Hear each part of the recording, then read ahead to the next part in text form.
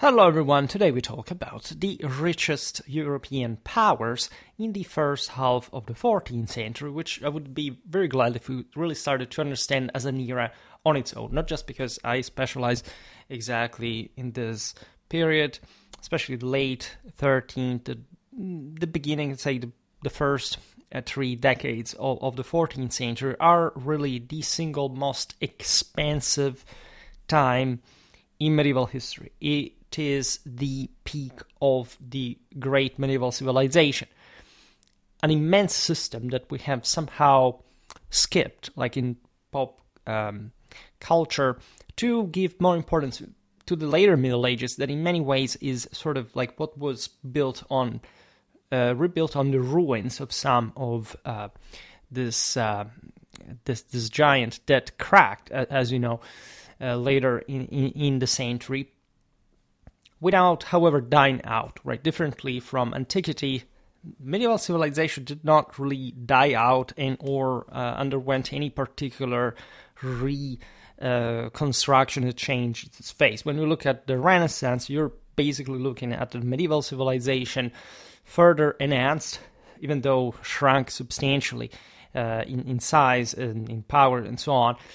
And I will not digress again on this because I bombard you with these notions basically at every video that I make. It's not my fault that we're talking about the later Middle Ages more often. Knock at the cycle's door for that. It's difficult to talk about medieval history in general. That's probably something you've noticed, given my thousands of videos by this point, mostly about the Middle Ages, that feel like we haven't really told anything about the wall. It's important to focus on different aspects. Today we talk mostly about economy, apparently, as we will literally give the exact figures for this ranking of the richest powers in Europe at the time, but it's really a political history, as you can already surmise. You have also to appreciate the fact that this wealth is basically immediately tied to the military and social performance of the relative powers, meaning that even about this, like if you haven't, you can see from the title which ones these are before I even discuss it in the video. You should enter also in the sense to understand better the period in the optic, let's say, that these are all intertwined polities that wage, for example, a lot of war, which is basically the starting point of this all. This is also how the mid-14th century crisis matured. It's not just like a bacillus came out of nowhere from the bowels of Central Asia to mess this up. Let's say humans are always capable of messing everything up by themselves, primarily from a political point of view, and then all the rest will follow. This is also yet another key to interpret this, but it's important to know the military history of these powers as well to properly appreciate the value of this inquiry. A useful question you should pose yourself is how much do you actually know about these powers, like in synchron, let's say, during these generations, and do you see why they were intertwined, not just because they were the most powerful polities in Europe, but also in which terms this was happening, why these were the top ones and others weren't. We'll talk about all the European powers here and their relative wealth. In some cases, it's also by scale similar to this one, but here we're really at a very top level, as you will see later in the figures, because these could be slightly surprising. We'll see now why. You know that this period is fundamentally the one of wealth-driven papal French hegemony. This is a massive axis that has fully succeeded since the battles of Benevent and Tagliacozzo, and that manages also to fence off most of the Ghibelline comebacks. This is debatable, especially in Italy, but overall, right, the French hegemony over this whole Euro-Mediterranean system is not practically challenged. There are major rifts, like, I don't know, the wars of the Sicilian Vespers. There is, in fact, the coming back of Henry VII, the re-Ghibellinization of most of northern Italy. Here we are, again, also in a moment of relative difficulty for France at some internal levels. Mostly there is also a clash between the Papacy and France, while being contemporarily allied and waging war against the imperial, the Ghibelline front. However, in fact, these Angevin wealth axis is truly the pivot around which most of Europe revolves. The Angevins, as you see from the title, are actually, and as kings of Naples specifically, because otherwise it would have been even richer, the richest power in Europe, right? Literally, and by a much bigger scale than even some of the powers that you see listed here, right? So the centrality of the Kingdom of Naples is something that we can't stress enough. In fact, we haven't done it so often on Schwerpunkt because we talked about southern Italy less frequently. But in this period, really, the court of Naples, under King Robert especially, but also his father, his grandfather, was really the center of this system, most important one in relative terms. We talk a lot about Frederick II's Sicilian and Apulian centrality, but in many ways this is bigger, right? And it is more organically tied to a much more structured system across the continent. The extended and bitter wars waged by the Angevins at this point demanded considerable financial resources. I made lots of videos for the 13th century regarding the rise of the Angevins in southern Italy, from Anjou to Provence to Sicily, in fact, and also with a change of capital to Naples. This broader hegemony extended over Rome, over most of the Italian communes in the center north of the peninsula. So we are pretty well aware of how Charles of Anjou's crusade was founded. The Tuscan wealth bankers anticipated the Pope a lot of money that eventually were repaid with the subcontracting of especially the Sicilian grains exports to the aforementioned bankers. There are incidentally the same ones who are financing at this point the King of France as well as the King of England. There are different families that are involved, sometimes also with both at a time. We've seen again this in the videos about Tagliacozzo, about also Florence, that is very central at this point because it's basically the most important city in wealth, Italy, and the richest city in the entire globe at this point in absolute terms. We know very well what these Sicilian grain exports represented because at this point in history, Sicily exported grain every freaking where. I mean, Sicilian grain was bought everywhere by Europe, by chiefly the big cities of central and northern Italy, but even by North Africa, that historically, as you know, had fed Rome and Constantinople from antiquity. That now, with the trade shift followed to roughly the eras of the Normans, the Crusades, etc., really had favored Christendom, and in particular the Italian peninsula. Thus, Charles of Anjou's installation, let's say, into Naples is not random either. It's a ballet that had already been negotiated, contracted in some ways, not just for Charles. The most important thing was for the Hohenstaufen to go. From a papal perspective, they thought about the English. There were some Spanish aims on that, etc. In any case, we're really witnessing at the end of this period a great resettlement that fundamentally is run by the Angevins through the political philosophy of the smoothest autonomy possible, right? The Ghibelline vicaries historically have been quite impositive. They had tried essentially to reform a feudal hierarchy in what also very brutal means. The Angevins would all say the negative press that, of course, they earned for the beheading of Conrad in the general sense that, yeah, we like the Ghibellines more than we like the Guelphs, let's be honest about this. but had actually not just one, which also in a traditional imperial sense is a question that you should pose yourself on the other side, but that had actually allowed for the affirmation of a much greater period of prosperity. This also explains in part the classification we will make later, right? But this still had required really considerable financial resources, and nothing had ever been just stable after that. With the loss of Sicily after the Vespers, for example, the House of Anjou saw its wealth shrink dramatically. Not so much because Naples was actually more important. The southern Italian mainland at this point was gaining steam over Sicily, that instead sort of degenerated further, since the later Swabian era with succession problems, wars, invasions had sort of been declining.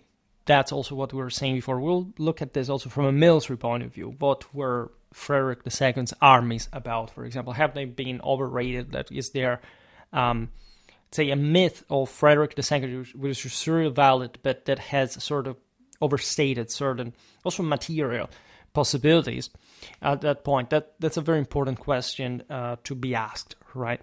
Naturally, we said before, the Sicilian grains were not just from Sicily. In any case, the island's grains had once provided tax, income, military provisions, and critical political influence over northern Italian consumption hubs fell into the hands of essentially a branch of the Aragonese that would also rule Sicily in relative autonomy from Catalonia and other parts, in fact, of this broader Aragonese crown possessions. We're still looking at southern Italy, though, that with Apulia, with Campania, etc., is quite fertile, quite rich, and especially an enormous system. This is what also emerges here from the wealth ranking. When you look at a bigger system at large, we're talking pre-industrial times, that there aren't so many different economical, let's say, quantities involved. You can have, of course, Southern Europe was richer than the Northern Europe, and it was more advanced and more urbanized and more fertile. Also, the weather was important enough for such things, but at large, it's also a matter of size, and that doesn't always mean a better, for example, capacity of this resources collection, for example. Naples was incredibly rich, but it was also enormous and messy to handle. The single Italian communes in the north, for example, had a much greater grip on their financial resources, reason for which actually was those bankers that had paradoxically taken over, as we've seen, the monopolies in the south. So always be specific about that. But in any case, they were mostly operating in tandem, right? So even the loss of Sicily was naturally a pretty heavy blow to Angevin prestige and wealth, but it's mostly the relentless attempt at reconquest from the side of Naples. It goes on forever throughout this entire period for like more than half a century with massive armies. We're talking about tens of thousands of men just thrown at Sicily like that and failing in reconquering the island, by the way. And again, this was the richest power around, so it had also the finest armies. As far as we understand, there is too few, unfortunately, to browse like properly the quality of, say, Neapolitan armies under the Angevins. However, we understand that they weren't probably that different from what we know were probably really in slightly more qualitative terms, in fact, the top-notch central northern Italian armies. I made lots of videos about Italian communal warfare, explaining this and how the whole system worked. That's also why I always say, for example, that Italy was by far the most militarily active country in the period. And this all ties to this immense, insane amount of wealth that you can see here, with Milan even preceding alone the Kingdom of England, and in fact having larger armies for that matter. Also, Milan changed regime at this point. They were first Guelph under the Della Torre. They were actually, still for a time, first Ghibelline under the Visconti, then for 10 years, 1302, 1312, under the Guelph Della Torre, and then they came back under the in fact, the Visconti, but the in-between period was, of course, hegemonized, patronized by the Angevins. These relations are, if you've never really heard of them, remember the question at the beginning, may be confusing when simply told like this, but just know that there was a massive bibliographical product on this stuff. So, search about this stuff and you learn what a universe this truly was. Now, Charles of Anjou, by founding the Neapolitan Angevin system, implemented an intricate mechanism to redistribute resources, ensuring that mainland areas, especially Naples, often plagued by grain scarcity, at least for reasons that were not much tied to the local production, was pretty large as well, but to the general imbalances, as we've seen with Sicily lost at a time like that, and other and this enormous expanses, military ones that drained the same resources, was in great need of recovering. Reflect on this. You are literally the richest country in Europe, but this doesn't mean that you have more wealth availability. You understand how the absolute and the relative vary. And as a result, spending to recapture Sicily was regarded as a strategic move to bolster the state's fiscal health. And I honestly have never seen in the Middle Ages that level of military activity just to recover, in this case, like the one of the Angevins trying to recover Sicily. We'll surely talk about this from a military point of view, but this is a double-threaded dynamic. Why? Because Naples, as we will understand now, heavily supported the central northern Italian wealth cities as well, and acted a bit like the tip of the balance for the local political stability. And that's something we especially observed in the videos about Florence that I recently made. So if you're interested in that, please check that out. There's a lot of useful information, especially from a Florentine perspective, that, as we will see now, would be instrumental at some point to bail out itself, to autonomize at the end of the period, and creating further problems to Naples. Even though, again, they weren't under the Neapolitan heel. There was properly no way to do so politically or strategically.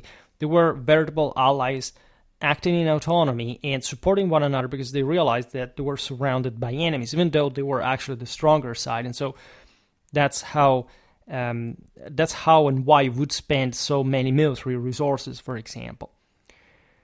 It's hardly shocking then that the monarchy of Naples turned readily to foreign bankers for loans to support its military campaigns and other expenses. That's why you look at Florence. Again, it had been largely the same Tuscan Guelph bankers, as we've seen, allowed Charles to install himself, to at least to wage a war to conquer southern Italy.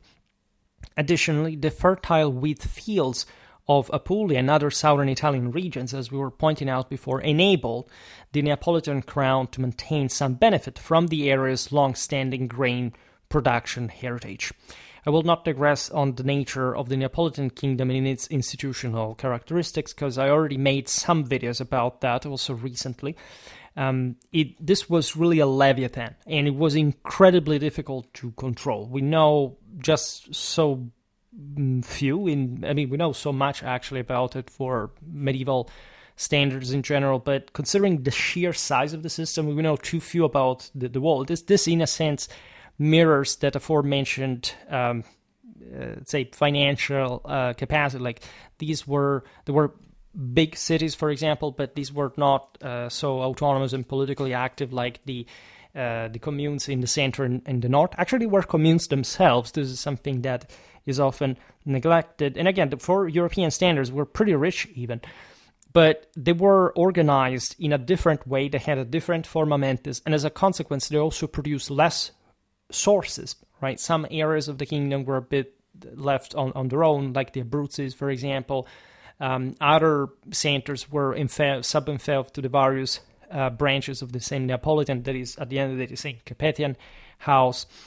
And again, that's why we need really to talk about this more to fully explain it. Now, the Neapolitan monarchy's dealings with overseas traders are most vividly illustrated by the privileges extended to major Florentine banking families. In 1284, individuals from the Bardi, Acciaiuoli, and Mozzi clans lent Charles II, this is Charles the Lame, the son of Charles I, 1,000 ounces of gold, gaining the right to ship out 2,250 tons of wheat from Apulia in return. Right, these guys had the money, they knew how to make everything flow the right way. They had the logistical connections, the financial resources, the banking trades, the international connections. So you see how important and different, like also in civilizational character, these powers fundamentally are. But they're evidently supporting one another. By the way, Bardi, Acciaiuoli, Mozzi are some of the most famous, most powerful banking firms in Europe at this point. They're really running the system. I made multiple videos on Italian banking, and it's fair to say that the entire Western European and Mediterranean system gravitated around their institutions. Now, in the same 1284, further loans allowed these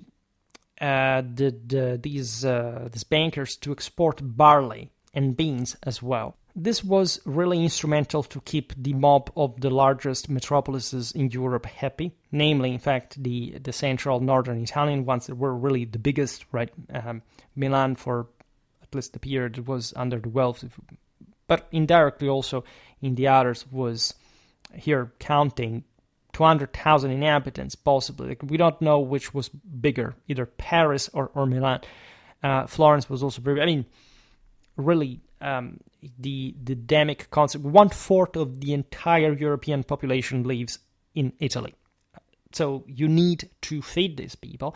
And the bankers that had supported Naples, of course, having a Guelph affiliation, tended also to foster more popular regimes. So ones that would be significantly influenced by the Third Estate, and so encouraged to expand economically, demographically, because of course there was a lot to earn from that, and these in fact are the first truly statal system. They have Florence at this point actually is as powerful as Milan, military-wise, armies of 30,000 men operating even on multiple fronts at a time. It's something monstrous. It's an enormous amount of wealth, and literally, right here, we don't count Florence because at the end of the day, it's just one city that acts as a province. So it wasn't the richest of this system, but individually, as a center, this was truly the richest place in the entire globe, and they used it, of course, for war. In fact, these are the years of the 80s, like the 13th century. The famous Battle of Campaldino is actually an eloquent demonstration of that, the power of the knights, but supported also by a hell of a popular force. Between 1290 and 1329, the aforementioned bankers, along with smaller Florentine counterparts that, of course, followed their trail, received over 40 export permissions from the Angevins, each backed by hefty loans, of course, to the Neapolitan crown. In 1311 alone, documented grain exports hit around 45,000 tons, a volume sufficient to load an enormous fleet of vessels, and this growing export trend was paralleled by large gold advances to Charles II and Robert the Wise, including over 18,000 ounces in 1305. The first 2 decades of the 14th century were really the peak of military activity. 1315 is also the year of the Guelph Angevin debacle at Montecatini, where Guccione della Faggiola destroyed the Guelph army in what is likely the single most tactically developed engagement in the entire medieval warfare. And we're talking a battle of 20,000 versus 30,000 men, by the way, just for giving you here a dimension of scale of wealth involved. So all this wheat is also functional, of course, to military activities. Italians are fighting against each other like crazy, and they are backed also by these other powers. The Guelphs are, namely, like here, the wealthier, but they actually collect defeats, right? The Ghibellines are sharper. They have sort of poor signories, but they actually beat hard back. As you can see something archetypal behind that, what we'll surely take into consideration on another occasion. Yet the Neapolitan crown could no longer show appreciation merely through interest payments or by foregoing export license fees. The Florentines gained exemptions from all customs duties on these shipments, though these benefits were notably granted to specific banks for particular favors, not to the broader Florence commune or even Florentine merchant active in southern Italy. This was important to retain an important financial autonomy in Naples as well. Like, there wasn't a full sway of these Tuscans, as it would actually keep increasing to some relative extent, but never, of course, fully turning into anything sort of more than an alliance and some mutual support, right? Expressed also by financial coordination, supplies, sharing, and etc. So there is a lot of Neapolitan knights that are sent over to central northern Italy to back, in fact, the Guelph armies in their struggles against their Ghibelline counterparts. By the way, these were very different political cultures in many ways. The communes, especially Florence, had all a republican tradition, was increasing its civic relevance. The Neapolitan court was one of the most, of course, feudal, hierarchical, royal, in fact, in Europe. However, there was so much wealth to share that the differences here did not really matter more than much. It would increase in later times.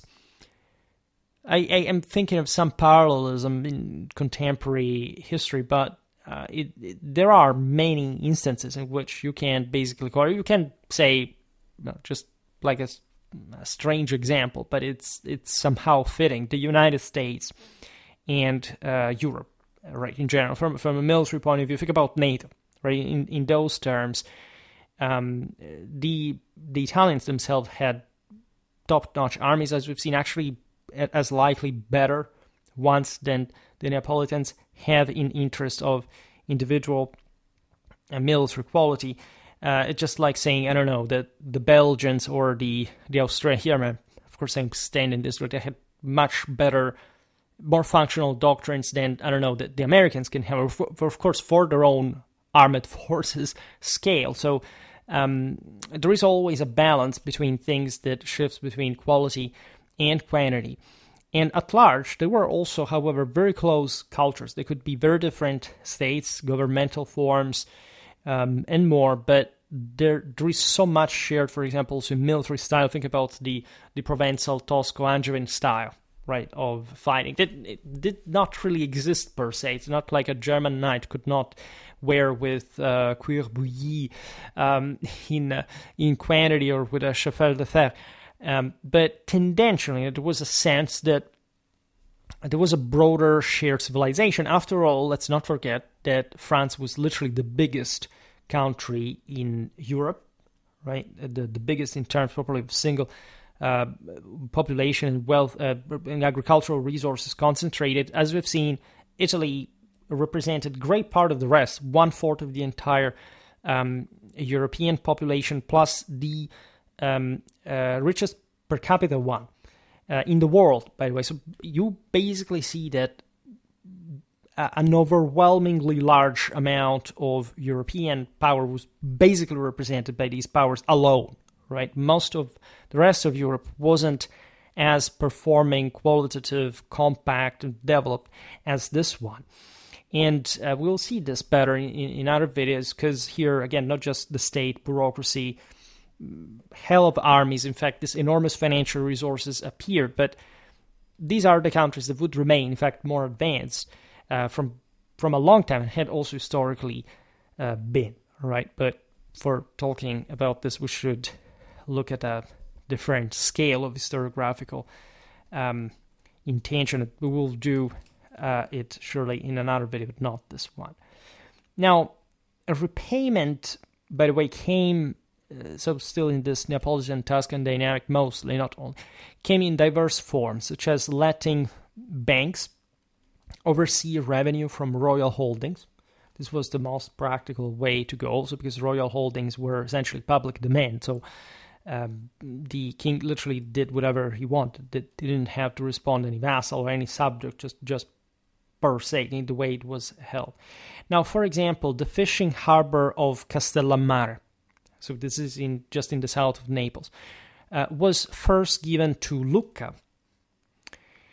The Lucca bankers, before Lucca turned Ghibelline in the 10s, but there were after the expedition of Henry VII, like Uguccione, the aforementioned peasant leader, had struck there, and at Pontetetto made a bloodbath of the Lucchese that at that point changed the regime. And that's also where Castruccio di Antelminelli came from. And this was a guy that was fighting for Edward I of England. By the way, we also discussed this in the video about Longshank, right? And possibly he fought also in Flanders just after Courtrai, when the French king took some Lombard and Tuscan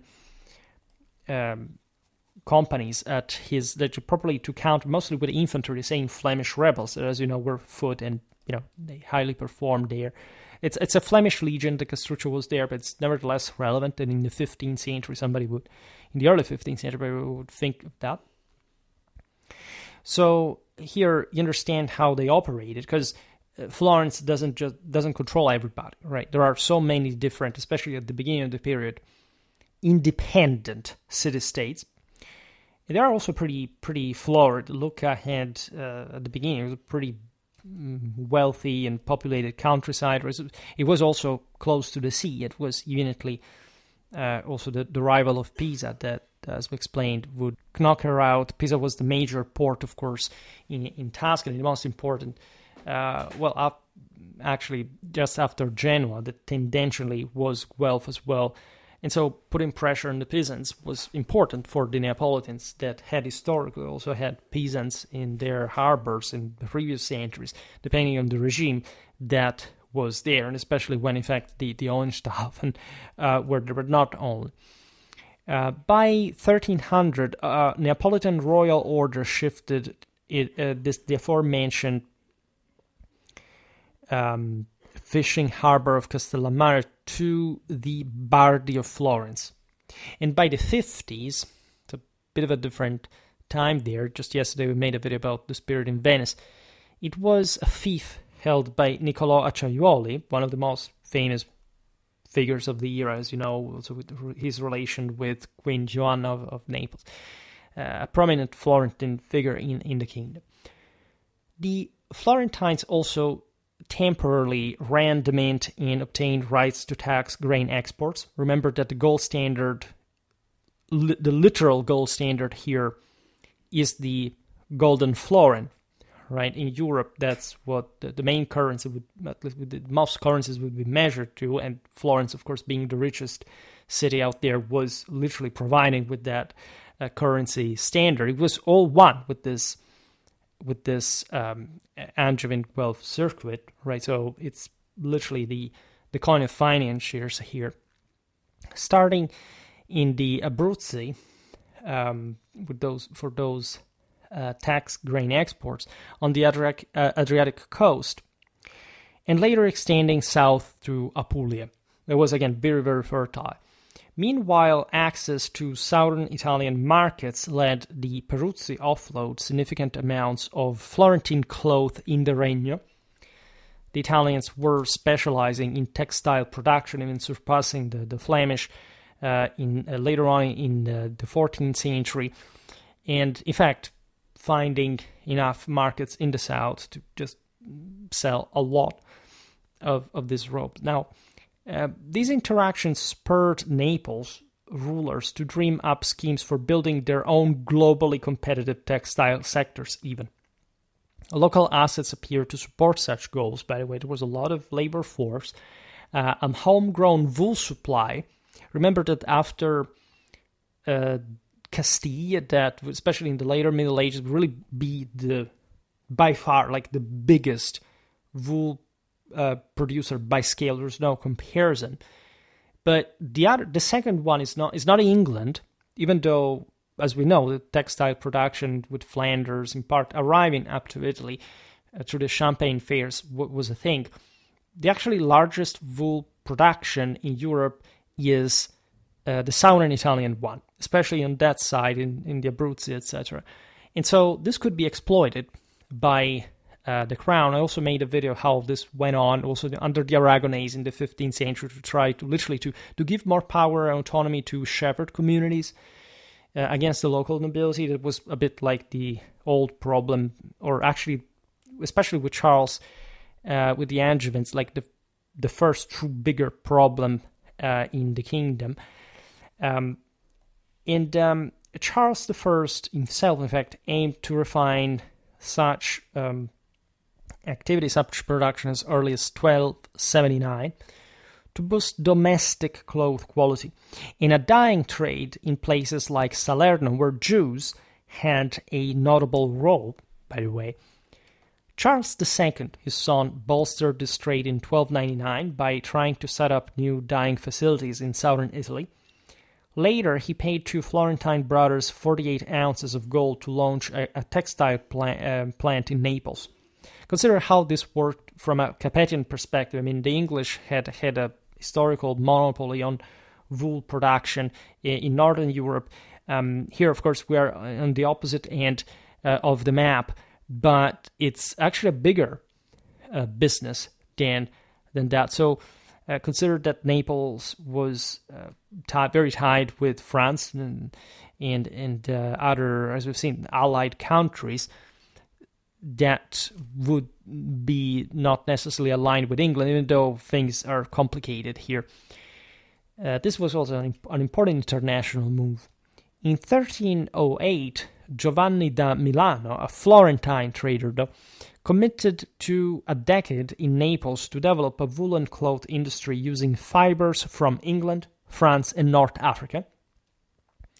This is also incredibly relevant. The Florentine agents were everywhere. We've seen in many videos about the Italian trade dominance in the previous century, that basically you could have this in fact, this Lombard is the word mostly called, everywhere, right?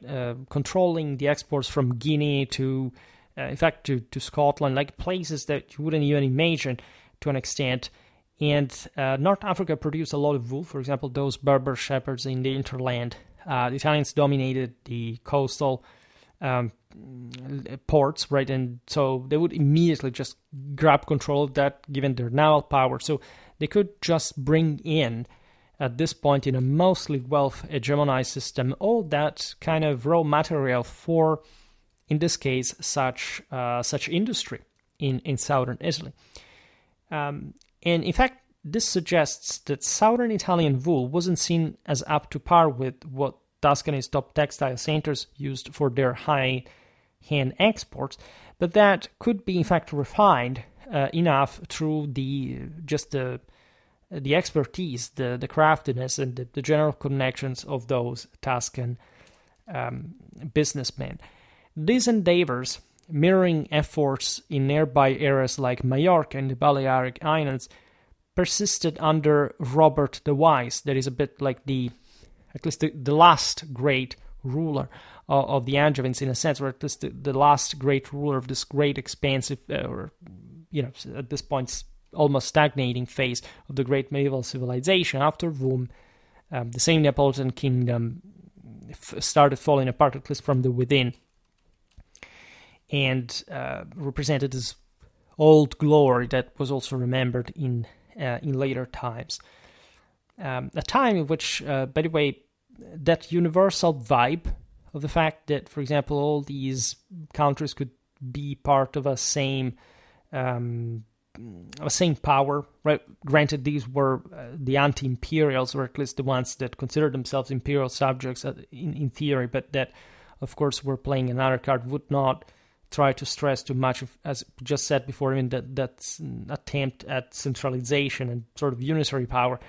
But that, for example, in terms of the divide between central, northern, and southern Italy, would actually really start, right? The Garigliano di Tronto valleys really became the frontier of two different cultural areas in the history of the peninsula, and this starts just from the mid-14th century crisis, at least for good, because of course there were, as we've just said, massive differences already.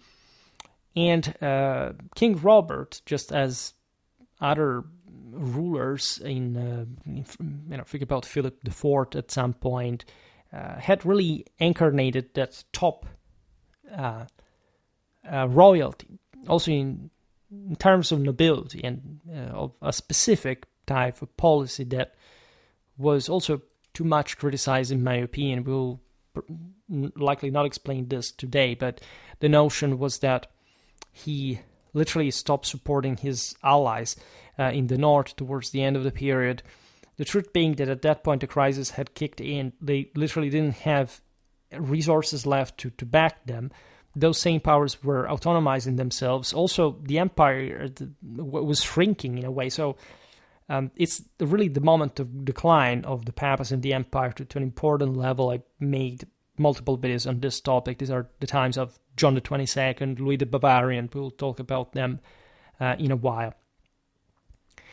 But going back to that southern Italian wool enterprise, success was relatively modest, for the same reason we explained there, quantity versus quality.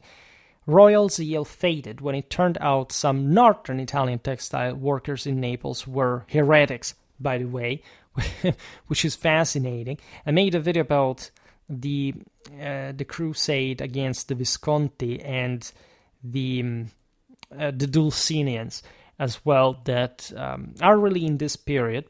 If you're aware of Eco's novel and also the Name of the Rose, they also made a movie with Sean Connery, etc.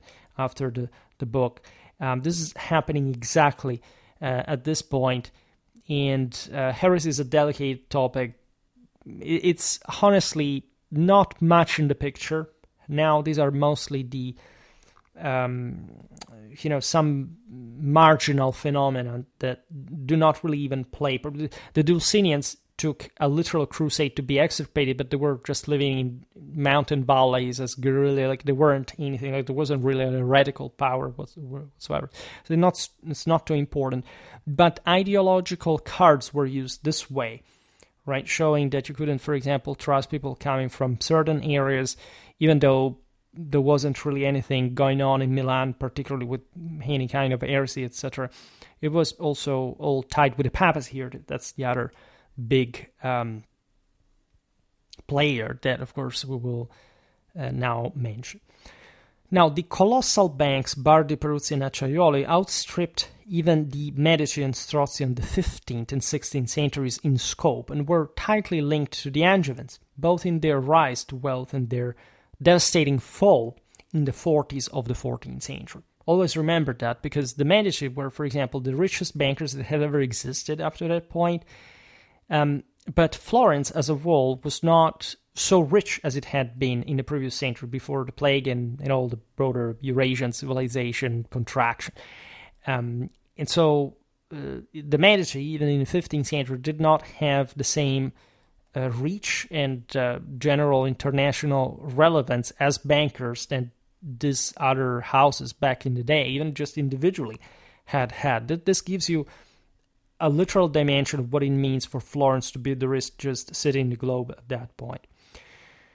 Florentine engagement in Naples peaked before 1330, right? By that point, actually, relations had already been fading because mostly of the failure of Naples to provide a game-changing strategy for Florentine endeavors. Florence had not really been under threat from a while, so that's a part of the reason why they could do without. They started, for example, hiring French and German mercenaries. We're talking noble knights, literally sending Florentine agents in France and Germany, other than asking Naples, as they had been doing in the previous decades. The aforementioned debacle at Montecatini, that is definitely the most important battle of the era, literally and possibly of the Middle Ages, that nobody literally ever made a video on YouTube, which is terrifying. Shows you how poor the general pop culture is and such topics. Had really brought to some serious issues internationally. It may seem strange, but as Sicily was ruled by an Aragonese house, the Florentines at Montecatini had been using Catalan troops sent from probably the King of Aragon. That shows how even different groups could be still sort of, while namely under the same, but mostly Aragon from the Ghibelline side, still playing different cards at a time. At some point, the Papacy punishes the Angevins by siding with the Aragonese, which is insane, because you have to think that really here it's literally like the U.S. and Europe. Let's put it in this way: we're all forever allies, but still there are things that we're going to do against one another that are harming one another. Especially now, of course, only to an extent, because it's a completely different situation and the actions are completely different. But in fact, the Middle Ages have another logic. And the Florentines literally go tell that this was the prior's government to the King of Aragon: do not send us knights anymore, because they said any of your subjects, if anything, because the knights were actually the good ones, but there were the Amugalvares that in Italy sucked terribly. Like, these were the same guys who defeated the Athenians at Cephissus, who were in theory, like, again, the whole story of Roger de Flor, that by the way emerged from the same as, the wars of Vespers, etc. We made multiple videos about the Catalan company, but it actually sucked in Italy. They were knights, men-at-arms, heavy cavalry was the entire game. And literally the priors go tell the King of Aragon that that his cowards were subjects and didn't want to send anyone there anymore. And actually there were some excellent Catalan knights, at least, aside from that sort of more ragamuffin infantrymen, that did pretty well and also died in that battle. So you gotta appreciate therefore. But just for saying, hey, it's like this part of these Catalans were there because after this war, the Treaty of Caltabellotta, that was at least the first truce/peace after the Sicilian Vespers between Aragon and say Sicily and Naples, was put it better. The Neapolitans had hired the same Catalan infantrymen and had sent some of them to garrison, talking some hundred infantrymen at a time, the main, again, central northern Italian communes, which is also very interesting, and nobody liked those, right? So there are these kind of very intricate relations. But indeed, after, let's say, in these years, mostly in the 20s and mostly in the 30s, especially, cracks started showing in the apparently flawless setup of especially Florentine Neapolitan alliance. Internal strife surely hampered the Florentine government's sway over Papal and Angevin matters. Again, I made a video about Florence really between 1300 1350. Can't check out what was really going on in the government. Though at first this may not have hit the big banks hard, right? Because there was still a very strong international bias of these financial actors. External clashes pulled Florence into expansive wars like 1332 Lombard League. Were all bedfellows like the La Scala, Visconti, Florence, and King Robert teaming up against King John of Bohemia. That's kind of a very weird scenario indeed. I mean, John of Luxembourg is the same as the father of Charles IV, the son of Henry VII, the same guy who died at the Battle of Crécy blind, etc. So it's literally like a fairy tale figure, an errant knight that fought from Lithuania to France, from Germany to Italy, and never home. And what was happening at this point is very complicated. We should digress on Bertrand de Pouget. It was the famous papal vicar that attempted the aforementioned crusade and takeover of Milan, almost succeeding in the 20s. We're talking about millions of florins being spent by the Pope during such wars alone. It's really impressive. That eventually sets up in Bologna. And during that period, what happens is normally he's at war against the Ghibellines, just like the La Scala in Verona or the Visconti in Milan. Made multiple videos about those.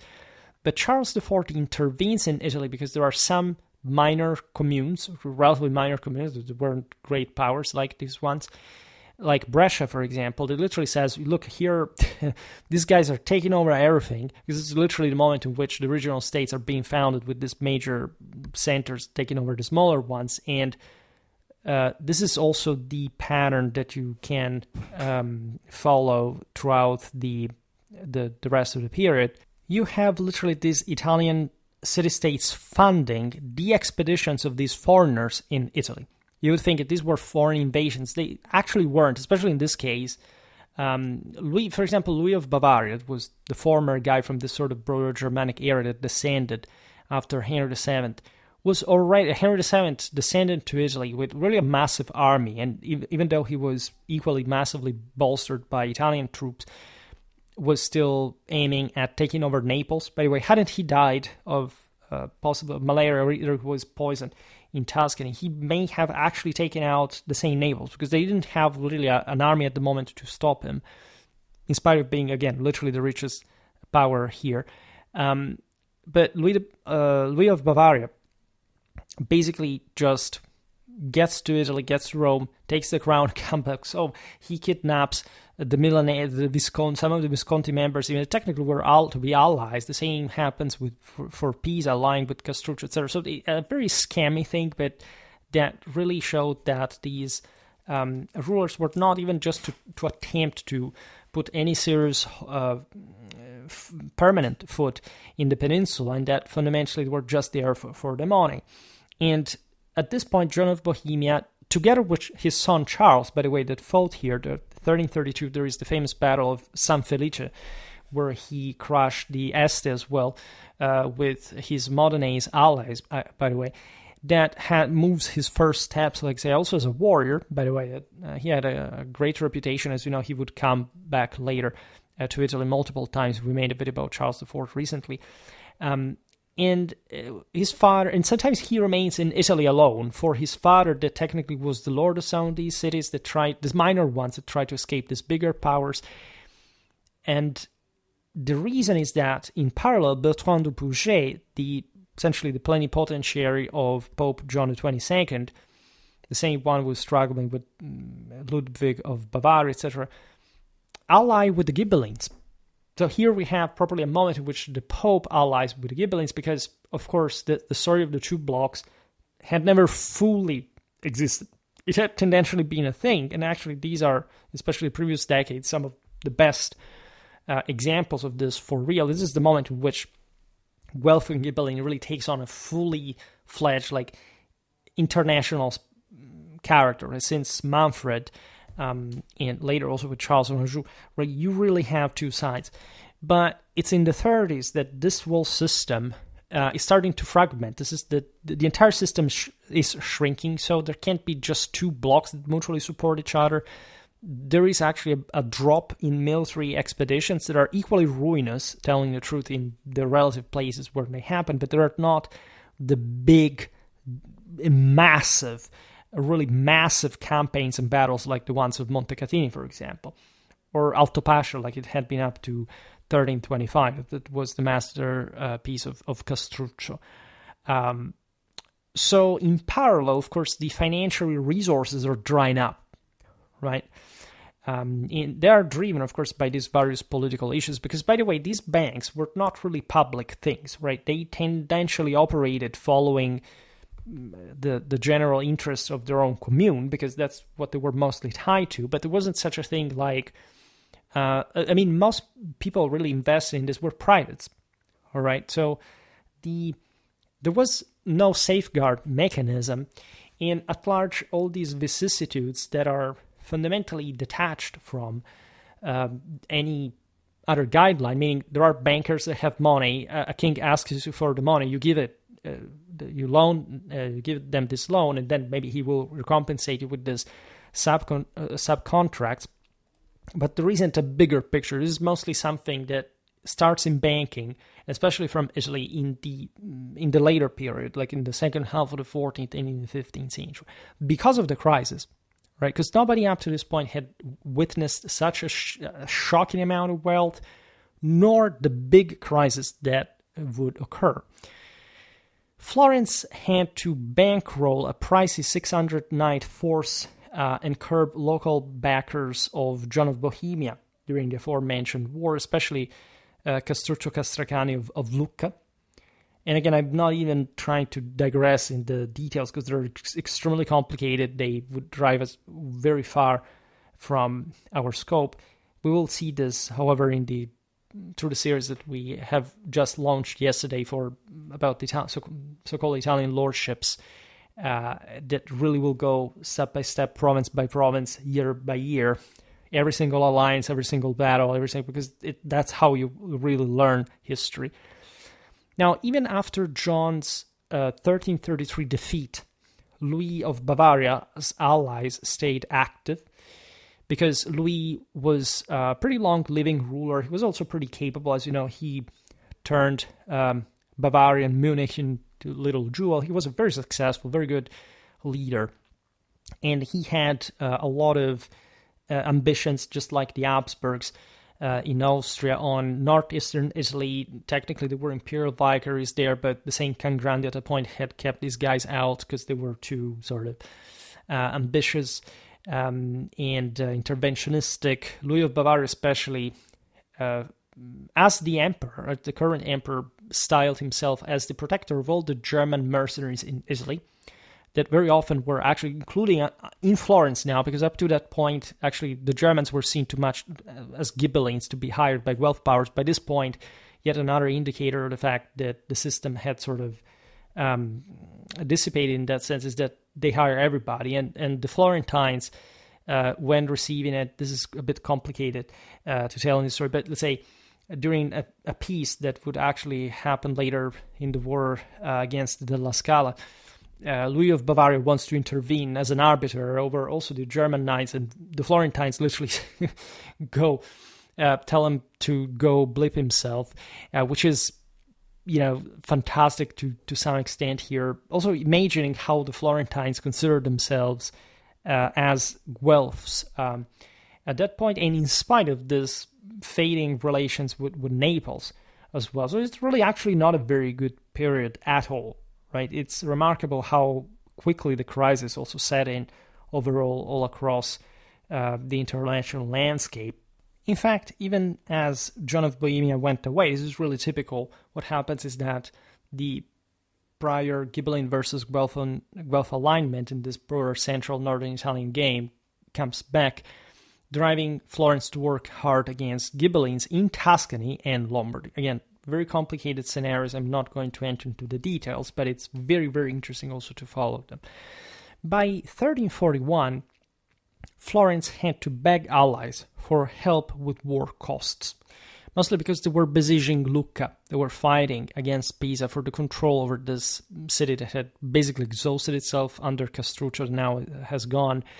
And so you see Florence took the bidding from basically all these neighbors, but still was so rich that they could still wage war. But still, the same war had such a great cost that it required support, right? And so they came back pleading with King Robert of Naples for that.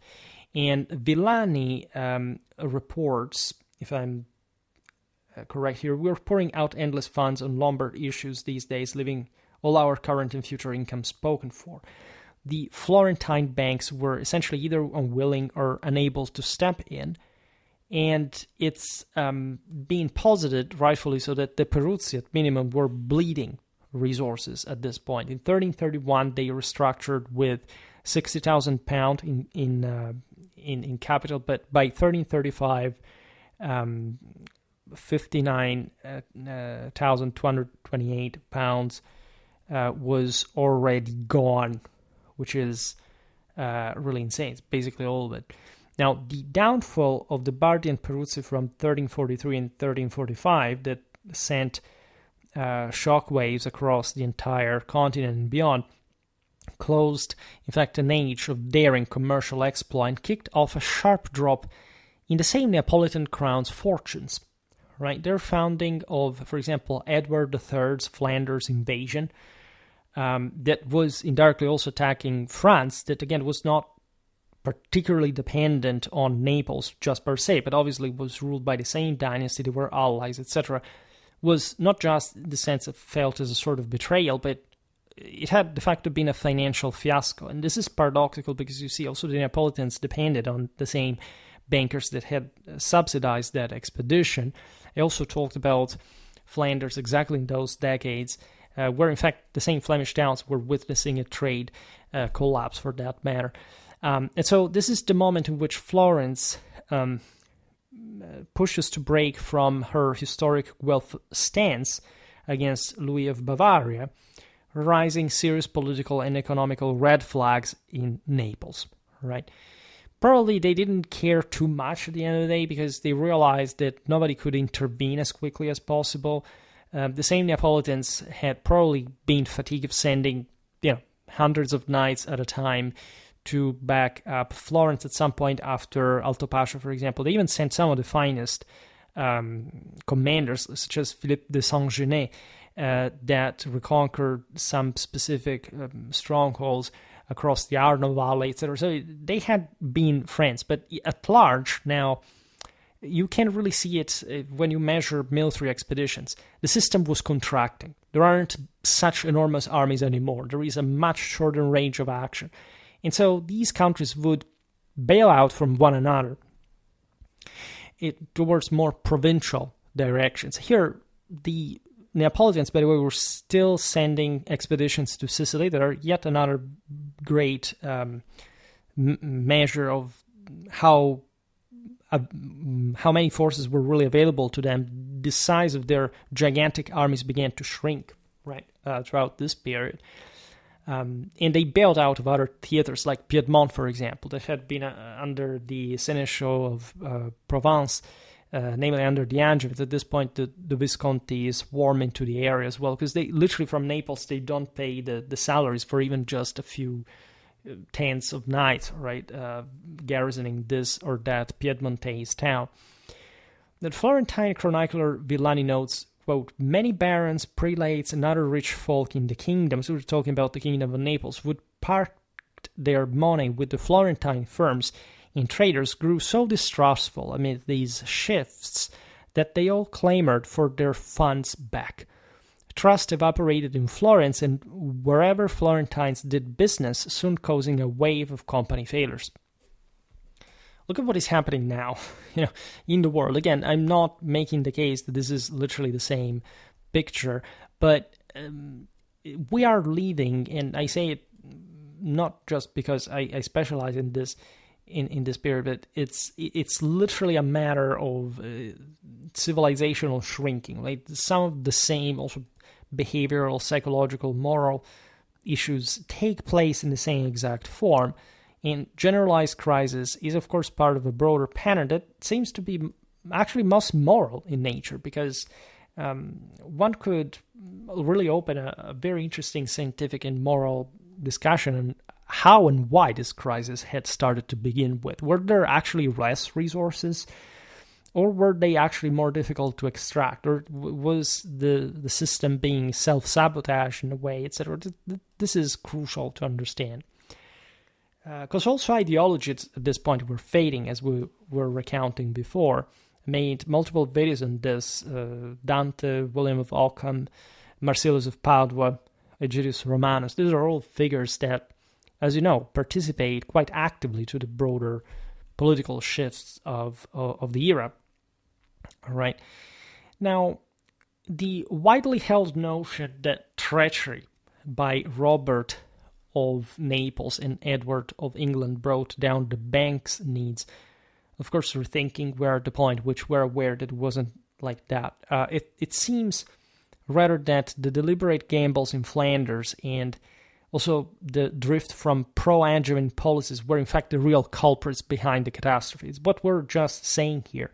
That, yes, there had been... It's true, actually, that the kings of England and France had not really fully repaid these banks, but the crisis was really stemming from other issues, and as always, it's mostly a political one. You can't make an economical history pretending that there is a determinism in all this. Why did the Tuscans, for example, subsidize the English campaign in Flanders? Here we're at the beginning of the 100 Years' War, by the way, so we were fully within that reality because, for example, the Genoese were very involved, as you know, in the Channel for the King of France. So there were really deep ties through all the participants here. And in general, it seems that there was a general sabotage, however, of the pro-Angevin policies that paradoxically backfired against those Tuscan bankers, and the trust that had kept so much of these resources together fundamentally came to end without any also particular reason other than the convictions of these people. You should have asked them what they thought. We unfortunately don't have much of this. We know a lot. Probably, I'm sure there is some study. Maybe I'm not sure to say that, but it's very doable. Let's say. In principle, like to trace some kind of, like the aforementioned Villanis passage, for example, there is some solid chance to make a political opinion poll, let's say, of some of the protagonists of this, like concerning the role, for example, of Naples in Europe at that point. Was Naples so needed, for example, by Florence? It's evidently not the case. And at the same time, it's also a more generalized reason. Everybody was getting sort of more fatigue. So there were some bonds that at the time were felt more tightly in sense of honor, commitment, etc. Again, I can't stress how brusque and quick this crisis set in, right? However, it's also correct to point out that it wasn't an unfounded mistrust from the King of Naples that sparked the crisis, right? It was the deliberate stance of the Florentine commune. They literally manifested their intolerance towards the dependence on Naples, right? This had likely also to do with the fact that Naples was pressuring the Florentine government to help, let's say, their merchants making the choices that would have mostly favored them. And the Florentine government needed these bankers also for their own issues, and they especially wanted to emancipate themselves from the military protection of Naples. This seems to have been an important aspect of it all. From one side, there had been defeats. The one of Lucca had been heavy, as we've seen. It had been in part, the first serious attempt from the side of Florence to properly storm an entire city in Tuscany. It had tried big wars, like since Montaperti, that we also made a video on, to take over literally Siena herself. It was also more difficult to reach to an extent. However, the general notion here is that the Florentines want now to pursue their own autonomous foreign policy, and they want to do so in a context where, in fact, the same Neapolitan kingdom can't quite intervene anymore. I mean, they could have, even in theory, but they were prioritizing, as we've seen, Sicily. And so while there is this generalized sense of, burnt capitals and general contraction, exhaustion, because of the war expenses, or just think about the world today, right? So nothing is unfeasible, really. And of course, today's world is really different in many ways, also probably in the relation that we have with wealth and the availability, etc. So it's our world is actually a joke, right? But at the time, it must have hurt, in fact, from that perspective, even more, that the times were changing in this regard. Florence had always been phoning Naples literally every time they had a defeat, say, send us 400 knights, and that would do, and they would obey.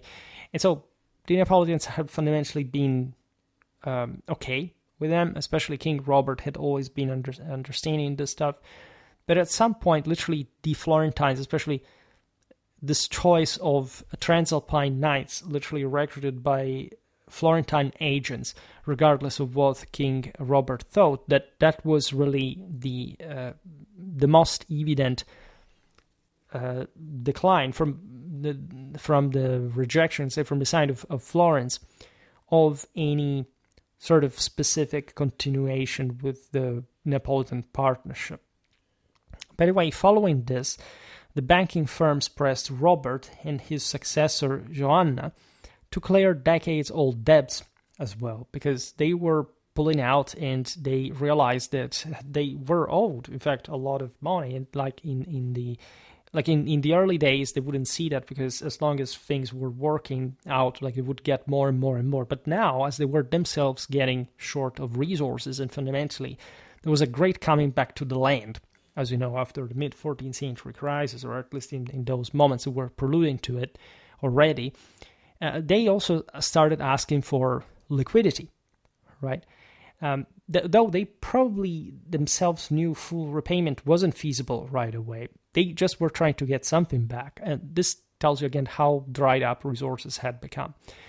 This request was more of a procedural step. Queen Joanna's refusal only sealed the bank's doomed fate.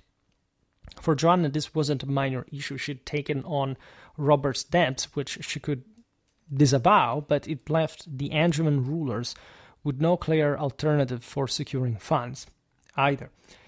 The Florentine banks that made it through the 40s of the 14th century were more reserved and smaller in scale compared to those that had bankrolled Robert of Anjou. Still, wars continued against Sicily and the Hungarians. This from Naples, women mostly. Yes, they tried again to take over the island. As you know, there was Louis of Hungary that came. These were Angevins, because as we made also clear and notorious, it's notorious, telling the truth, that the Angevins had successfully installed themselves on the thrones of Hungary and even of Poland later on. There were connections there between the Balkans and across the Adriatic with Italy that led, for example, Louis of Hungary passing across Italy unopposed, because nobody cared. Like, they could have fought against him, but he was just going to Naples to regain his power. That was a Napoleon civil war. All the other Italian states didn't have anything to say about that. So the grim view of Angevin finances shouldn't be overblown either. In fact, there is all a set of measures that these powers would take in front of the crisis that are also remarkable. For example, the Angevins carefully shielded merchants journeying within the realm, upgraded port infrastructures in places like Manfredonia. This actually had occurred earlier on during Charles I's reign. Manfredonia is an Apulian port that was needed also as far as the Angevin involvement in Epirus, as far as the Aegean, telling the truth. At that time, they were still thinking they could retake Constantinople hadn't it been for the Sicilian Vespers that literally were triggered by the Byzantines and the Aragonese, where before Charles could leave for the Balkans, it would have been done. And imagine that, right? So what the Germans had not been able to achieve with the empire, basically the French had surpassed them already, even before such a thing could happen. The Angevins also set up more than 12 new trade fairs, which is interesting, offered royal fleet ships to traders when not in use for war, which is a very good way to economize. Like, you have these ships, you don't know, but rather than letting them rot in the port, like, you actually can help the trade traffic. The Angevins also opened silver mines in Calabria, right, contracting out their operation for a third of the earnings. Few of these steps were wholly original, telling the truth. The crown hoarded salt, for example, a practice inherited from Frederick II's time, reaping profits as high as 1,300% when sold, which is, something you may want to consider. Export duties were kept in place and sometimes hiked during reforms. For example, Charles II brought in a small tax, just the use ton, applied to goods once free of all levies. Under Robert the Wise, it grew into a blanket tax on all goods, exemptions aside. So we're trying some centralizing effort, which in the Kingdom of Naples were unspeakable, even though particularly hard to enact. Even though, again, it was a well-versed system, it was just so complex in the within that the administrative side was really, really very difficult. It was more just how the local barons would respond. Also, the various communities would be able to sort of cohesively provide also these resources all together. There are some efforts above the war loans from Tuscan banks when accounting for the Angevin economy's stagnation. And so we have to acknowledge here what we were saying before, the absolute wealth, right? This is a bit, not a clickbait or the catchiest of the titles, but let's say you want to really consider the scale of wealth that these powers really had. And the Angevins were the richest ones in Europe, right? And so in Florence, we can count this. Charles I, before 1282, which means before Sicily was lost, had per year a revenue of 1,100,000 florins. This is utterly shocking. And it's not to say, again, that this was simply, okay, you have this money, you can simply do whatever you want. You have to constantly reinvest, like in any pre-industrial system. In the local society, like you would actually be able to spend much less of this just for example, for war. But not too few, because at some point they would try to hoard part of this wealth, precious metals stored in barrels in castles, etc., and just for the rainy days, But at large, in fact, they would have had that. This happened very frequently, and they had to be ready with this large, enormous, as a matter of fact, quantities at hand. So this is really the top stuff. But if we're looking into the later period. So comparatively, just to make an example here, Louis IX of France, so not really at the peak of the system, but in a moment of great triumph and growth of the French monarchy, to say the least, 1226, 1270, had a revenue of 500,000 florins. Philip VI of France, which is more easily comparable here, is getting 786,000 in 1329. Robert of Anjou has 600,000. So actually, technically, France is, in this period, the richest power of all. Here, I'm not really sure, by a relatively few, not too few, but I'm not sure for the title whether to include the 1,100,000 of Charles I, because that's shocking, right? Just to think, to begin with, that this was more than twice what Louis IX had achieved. In any case, the Visconti of Milan, 700,000 florins per year. This is insane. In fact, Villani in 1338, by the way, Villani says around the same time that, in fact, the Lord of Milan had up to 5,000-6,000 barbuta in his service that only the King of France had, basically. This is utterly insane. It really shows you the shocking amount. Of course, these could float, so we shouldn't take this ranking just by, okay, it was fixed like that, but we're talking literally about the richest kingdoms. Edward III of England, 1327-1377, could have something between 550 and 700,000, which is really not bad at all. But as you understand here, it's conceivably less than even Milan. And in fact, the English did not have even the same resources that these other militaries had, apparently.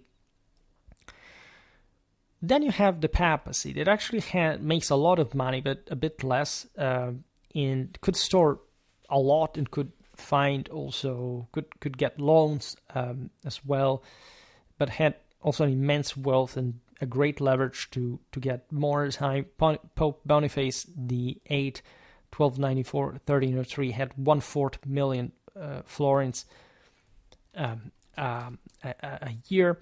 And Pope John the 22nd spent literally 1,200,000 florins in just a few years of siege of Milan. A bit less, 240,000. So, and evidently, like, being able to dispose of more, because that's the point, that's the revenue, but that's not necessarily also how much you can simply get if you want to squeeze more your assets. Pope John the 12th was on Peter's soil between 1316 and 1334, right? And he's also like sort of the most powerful, the last sort of big medieval civilization, powerful, like in scale, Pope of the era here. Some of the greatest figures here die out in the same period. It's sort of strange how history, like in moments of decline, actually provides with more mediocre rulers to begin with. So it's something that really reflects deeply at a historical level, and not only. So while Angevin earnings dwindled over time, French revenues climbed until the 100 Years' War. The drop owed, as we've seen, partly to losing Sicily, a major wealth source, but in Robert's later years and Joanna I's rule, the decline grew starkly worse. Mostly because of the aforementioned reason, the collapse of the great Tuscan bankers, the Neapolitan Civil War, etc. Charles I also kept his court and forces going by sometimes skipping tribute payments to the Pope, which were connected to the fact that the King of Sicily was technically a vassal of the Holy See. And by the way, the Pope considered this that the Papacy got from southern Italy many more resources than other countries, right? Literally from the church as well, not just as a tribute from the kings, because the Papacy had maintained the upper hand on specific ecclesiastical lands that in the south were enormous, right? There were lots of landed ecclesiastical properties. So technically, the Kingdom of Sicily was even richer than that. Now, by the death of Charles I in 1285, he owed 93,340 ounces of gold, which means almost 500,000 florins. Though after the loss of Sicily, the yearly tribute fell to 5,000 ounces, because of course the same papacy could not simply ask it to the king that had lost that land as well. Otherwise, he would have lost the other half too. Now, Robert of Anjou, honoring his papal ties, paid off earlier debts by 1340, which also speaks of the integrity of this ruler and the general reasons why the Neapolitans took care of their finances to a degree that prevented too much spending abroad at some point. This overlapped with, in fact, the same Robert-Sicilian Wars, making it even more striking that military costs didn't swallow all funds then, right? So that this makes you really see how incredibly rich the Neapolitan kingdom was alone, even without Sicily. As victory slipped, Angevin lands shrank, however, and income dropped. The crown still curbed its shortfall, slowly shrank it, and finally wiped it out. This is a stark reminder that if you don't succeed also in war, things are going to get a bit complicated at home too. And so it's difficult not to see the gigantic efforts of this late medieval civilization capacity to stand its ground against the crisis. Robert's successors couldn't match his knack, and under them the kingdom turned into a playground for mercenary bands as a consequence. That actually happened in many other countries. So Naples didn't even have particularly... I mean, it had particularly badly, but not in the sense that the kingdom would be no more. It would disintegrate, it would still remain a state, and actually a hell of a power throughout the centuries. gauging how these troubles hit the wider populace is tricky, modeled by the plague's havoc which struck Sicily in 1347. It started from there. They said it was brought by Genoese ships, which, well, at the time, like, they were also not very friendly to the Sicilians. In any case, it's from the south of Europe that this spreads, also because it was, again, the gateway to the east. Unfortunately for us, by the way, it's one of the greatest tragedies in the history of mankind. In 1943, during World War II, the archives of Naples were destroyed, and so millions of records from the era went lost. This is terrible, because actually, at the beginning I said, we know less about this society, but we would have known, actually, had the social history of the kingdom be put together by those existing sources, right? Probably, again, we wouldn't have even a radically altered picture of the level of documentation just per se, but surely we would know much more. It's not even just like we know too few, because after all, by the way, those archives did exist up to 1943, so some historians did study some of their content. Still, I think the best study on the Angevins of Naples is by Romolo Caggese, that is a guy living in the first half of the 20th century. But, those were the times in which they really wrote this extensive, enormous works, putting together literally most of what we really have for the era. And this scholar, for example, registered how rural life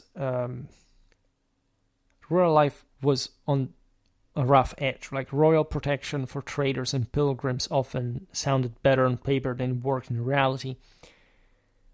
Tough landlords like the Teutonic Knights had their grazing lands stormed by Barletta region peasants in 1313.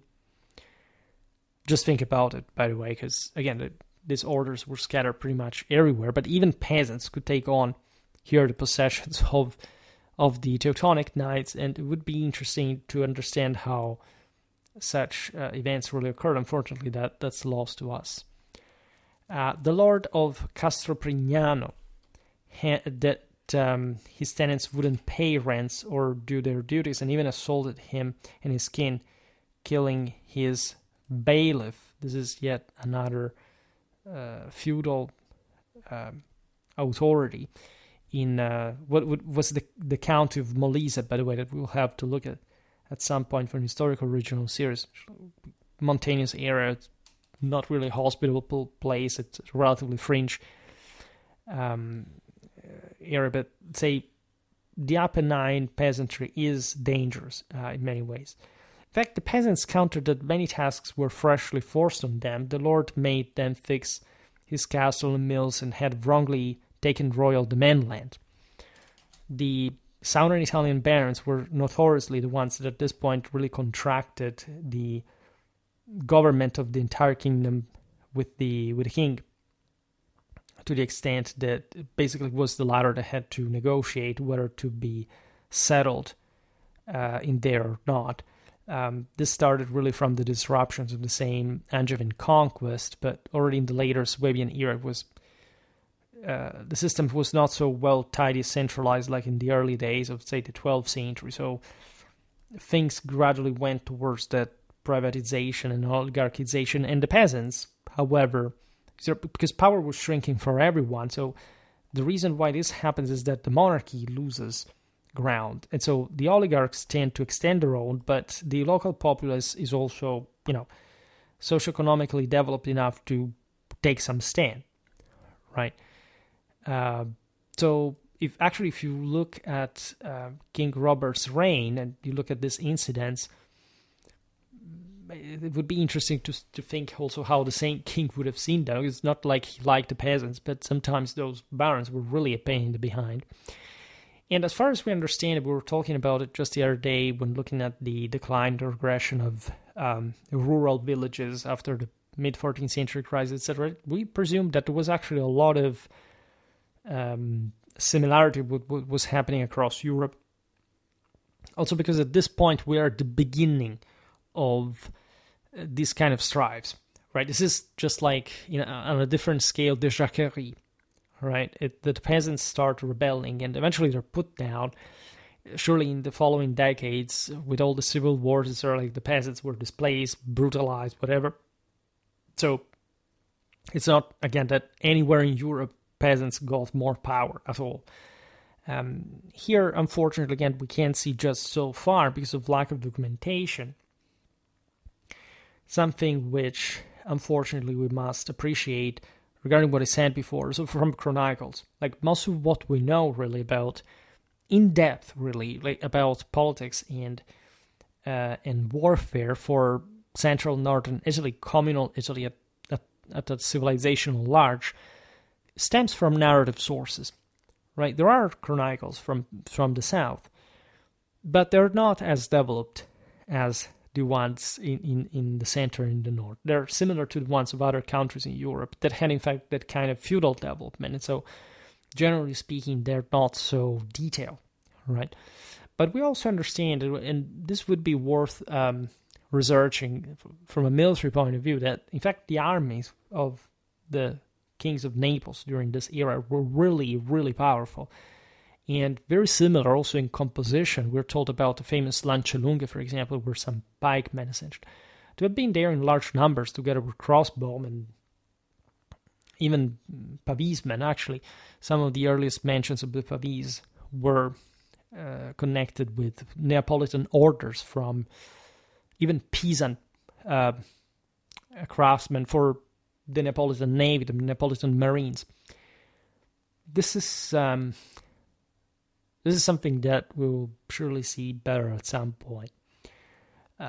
So going back to the generalized crisis, barons pounce on royal frailty to boost their local clout, while the crown's kindness to favorites like Niccolò Acciaiuoli that later would, the idea was he was the lover of the Saint Queen Joanna and ran the kingdom himself, further loosened its grip on the provinces. The lingering hope of retaking Sicily as the fix for the kingdom's ills held firm, but the practical capacity to do so was basically over. I mean, if you hadn't really succeeded with major campaigns that really also entered the Sicilian hinterland with tens of thousands of men, that always sort of got bogged down, one or another, either because, there was an important logistical strain put even so close, and also the fact, in fact, the Aragonese were already quite navally versed, and so they could harass the same southern Italian coastlines, very often, in fact, in tandem with Henry VII at some point, the Ghibellines and so on.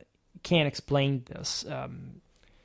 It's complicated, again, to make a history like that, but it's also beautiful how clearly motivated and determined and sort of pretty spot on all these powers were in their actions, like what really favored them, what really was important for them would immediately transpire through the same historical records, right? So that's something you really want to appreciate.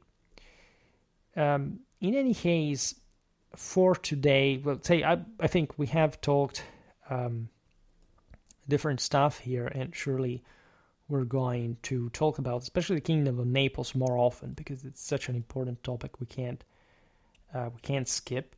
For today, however, I stop it here. I just hope that you enjoyed this video. If you did, please share it. Otherwise, leave a like or subscribe to my channel if you're interested in my upcoming content.